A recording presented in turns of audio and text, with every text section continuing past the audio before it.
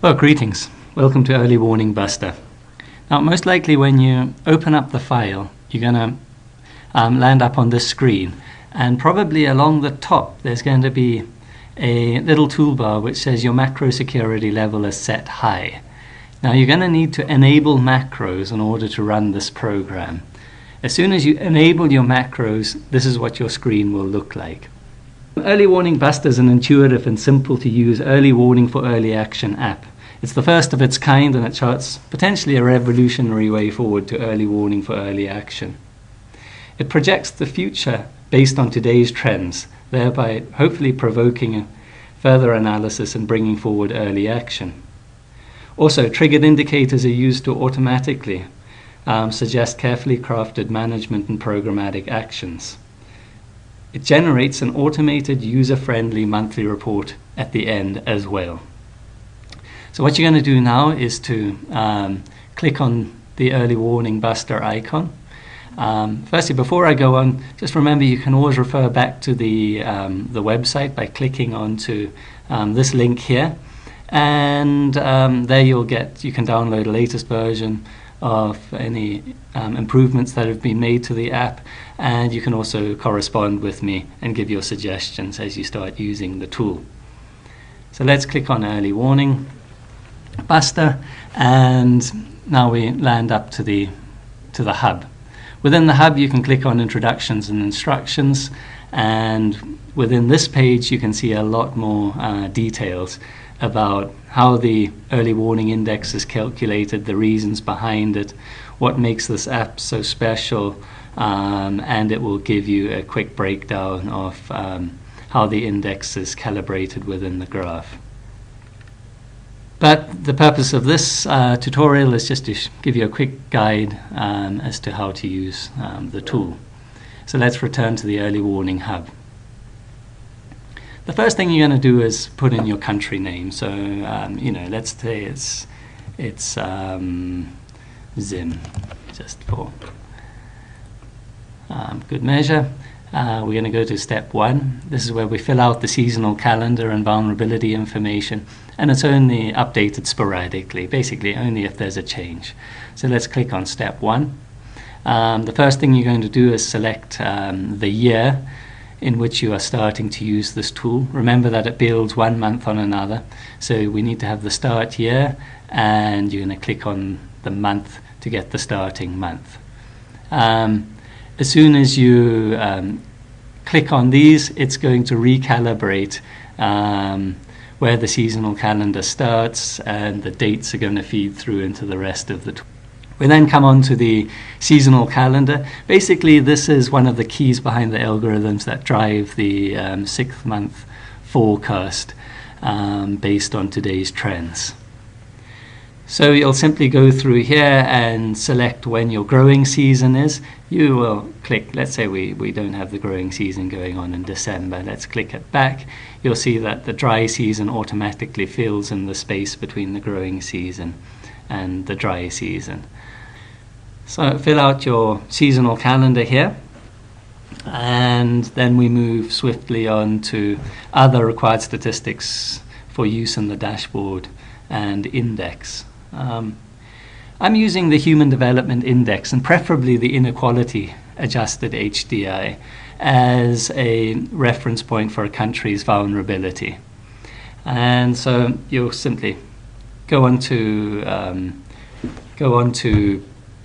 the website, pick up your HDI and the inequality adjusted one if possible, and fill in your figure here.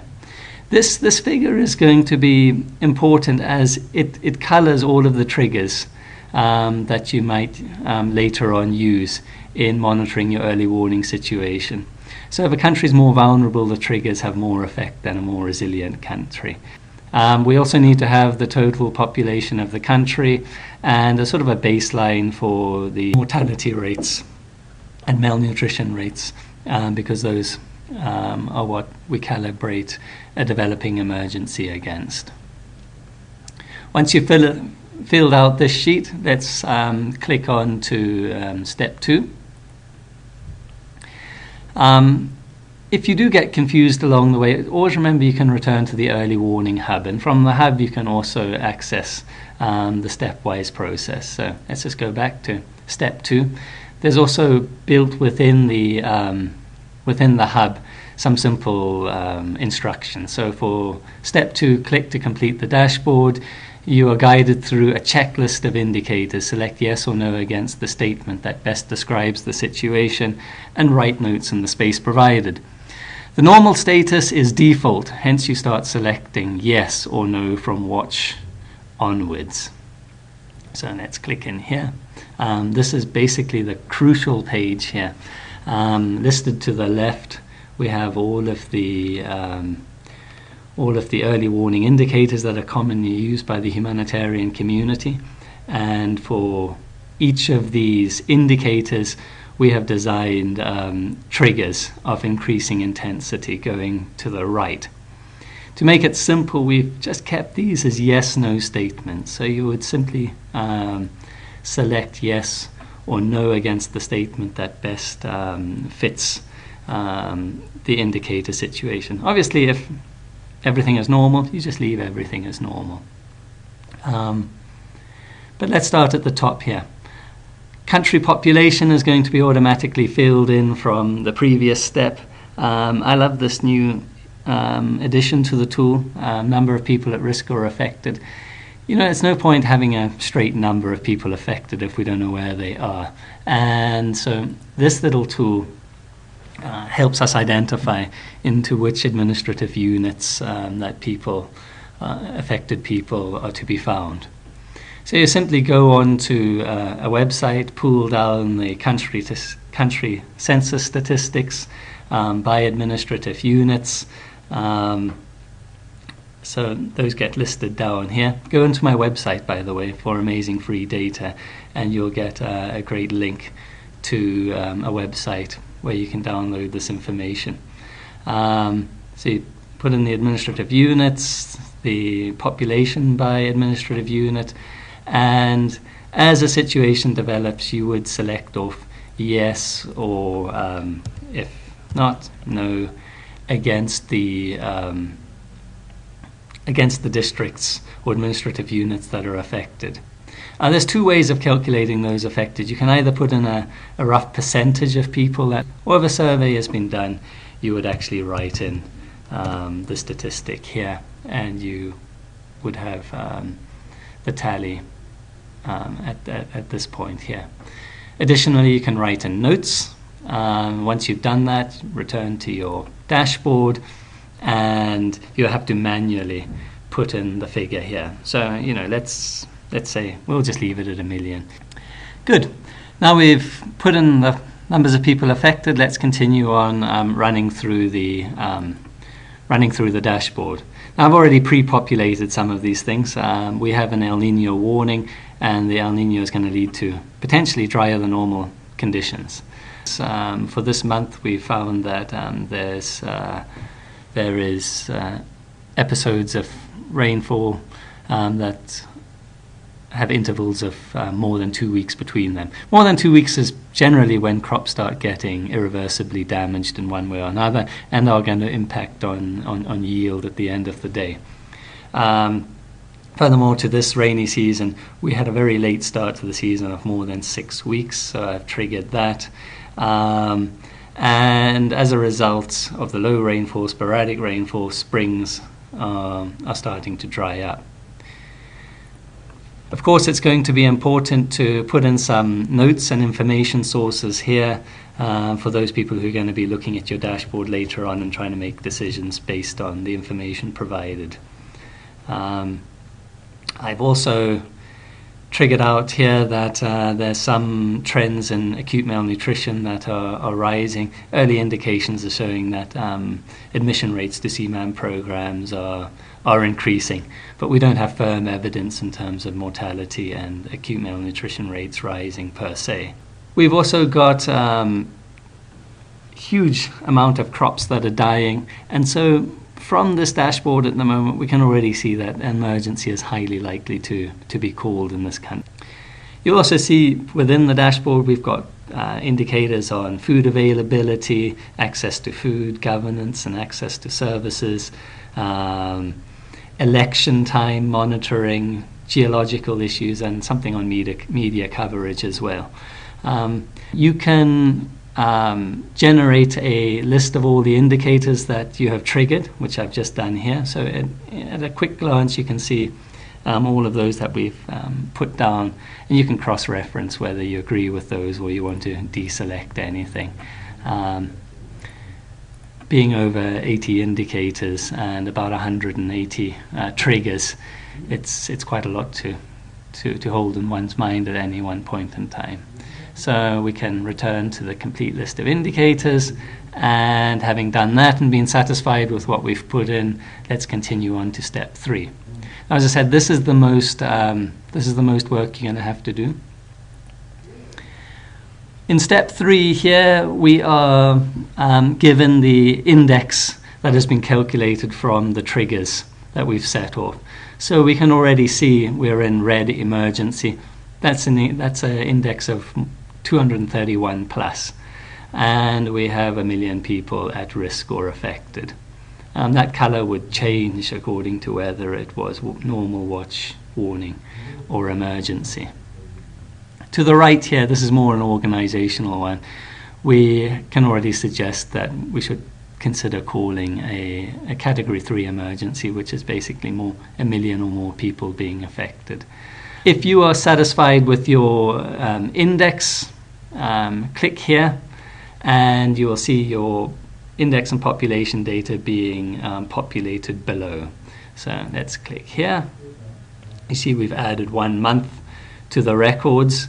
The most you're going to see here is up to 12 records and 6 records forecasting forward. And the beautiful thing about this program as well is you can click on here to see historical records. So month on month, the records are going to be included on this page, so that we can start to track individual triggers over time to see how we have come to the trend that is being exhibited.